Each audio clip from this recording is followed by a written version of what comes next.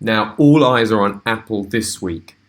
The earnings are due on October the 27th. Now, news last week that Apple's manufacturers in China have been instructed to immediately halt production of their only newly produced iPhone 14 caused shares of Apple to fall rapidly on Tuesday of last week. You can see this drop here of nearly 2%. Now, many analysts are touting Apple's earnings due on October the 27th as a really important indicator for how consumer sentiment is doing.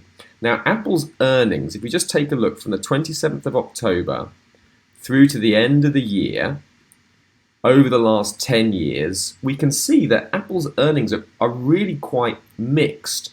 They tend to be higher apart from this 2018 outlier year. So if we just remove 2018 from the data, you can just see, okay, it's not a bad seasonal pattern, but this 2018 reaction does show you that if the market gets spooked and if the earnings are a big disappointment, we could see a similar fall like we saw in 2018. So investors need to really watch for any potential falls, potentially starting on October the 27th if Apple shares disappoint markets, major trade risks. There are two-way risks here for Apple shares as they're being so hotly watched as a gauge of consumer sentiment.